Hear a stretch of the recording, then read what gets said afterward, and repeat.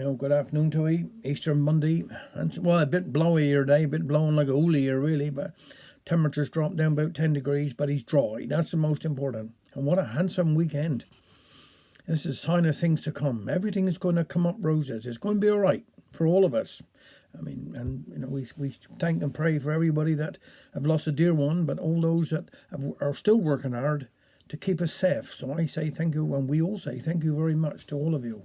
Just take care. The light is at the end of the tunnel. It's going to be all right. Now, I'm going to do a little one here today. Another one here by this one's a Richard Henry, Herbert Lane, and this one's Start Working. Well, boy, you start work, Mara. Got to go a month on trial.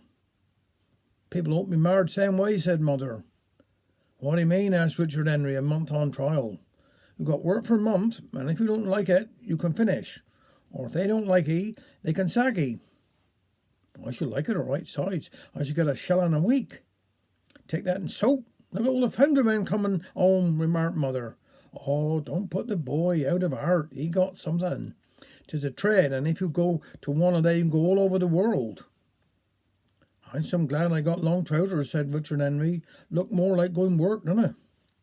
How I'm going to wake up 6 o'clock, I don't know. I shall be down, replied Mother, and I shan't call him more than once. When I started work, interrupted Feather, I was there half an hour too soon. And that was the first and last time you was ever early, and mind you were civil to all them men, Richard Henry. I put your new overalls on your bed, and see I don't catch you smoking. Ought to have a book, put it all down. 'Tis a poor day start work. First of April, Fool's Day, said Feather. They won't fool me. The following morning, Richard Henry was down at early as Mother, had his breakfast, packed something to eat for 8:30 and a pasty for dinner. Mother tied up his overalls and off he went. When he turned home in the evening, first thing Mother wanted to know, well, how he got on. Leave the boy have his tea first. He only just come in, and after tea they sat round the fire and Richard Henry related all that happened during the day. I was there early, and a man was going round lighting the gas. Are you the new boy? Asked he. Yes, said I. Well, take my tip, and mind what day 'tis. Used to be same game when I was a boy. The whistle or hooter, as 'tis called, blew, and the men came in twos and threes and started working. In a short time, a man come up to me and asked me my name and if I was a new boy. Upon that, he shouted, Joe! Up come another boy. Take him round, Joe, and showing all the ropes, and no larker mine. I went with Joe to the time office. The man there put down my name and gave me 3 checks, about the size of a penny. I got them in my pocket now for Mara. You drop 1 in the box outside, said the timekeeper, when you come in first thing in the morning. 1 breakfast time and 1 dinner time. If you're late, the box will be taken in and you will lose a quarter. Joe and I went back to the shop now for a bit of fun, said he, as I followed into a dark corner where there was a small gas light burning. He took out the burner and commenced blowing down the pipe. After a short time, all the lights in the shop commenced to go lower and lower till they all went out. Joe caught hold of me and pulled me across the shop. Who did that? Called the foreman.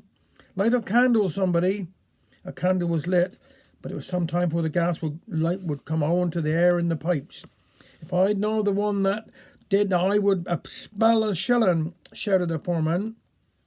Won't be much doing till breakfast, Joe told me. We got light the fire, boil water for tea. Off we go to the pattern shop for shavings and sticks. The coke was kept in the yard outside. When we got back and lit the fire, a man come up to me and asked me to run along to the little shop opposite for 2 red herrings and tell her to put them down to Captain Tom. Give me the money first and I'll go, said I, remembering what day was. So he gave me 2pence. The woman in the shop said there was 2 for 3 halfpence. She gave me 1 large one and 1 small one. When I got back to Captain Tom, said I could keep the small one and keep the change. That was very kind. He must have been some nice man, remarked Mother. Then the hooter went for breakfast. Joe had boiled the water and I got a long piece of iron, stuck my red urn on it and held it over the fire. Just as it was nearly done, it tumbled off into the fire. All the men started laughing, but Joe got the tongs and fishing out. I never tasted anything better in my life. 'Twas some handsome. After breakfast, they all joined in singing some hymns. I collected up all the men's checks and took them to the time office, and over went again. One of the boys had brought some old woman's clothes and an umbrella. He dressed up in these and went out in the yard. The foreman from one of the other shops was so sorry for the poor old soul, he gave him sixpence. Joe was always out for fun, come in and told our foreman a woman with a baby was outside and wanted to see him. See me. So he put on his coat and bowler hat and went out, see what she wanted. When he got up close to her, she hit him over the head with her umbrella. He was so frightened he ran back in the shop again and shut the door, saying, "She's mad, she's mad." Didn't he find out who 'twas? Asked Feather. No, but he sent me to look out for Joe Pierce, who was missing a brave long time. After dinner, several men were going round tailpiped. It was fun to see what was stuck on their back. There was one old man couldn't do cleaning castings, who'd been stewing so long he can't stand up. He had a notice pon and marred life done this. Now our foreman is really a good old sort.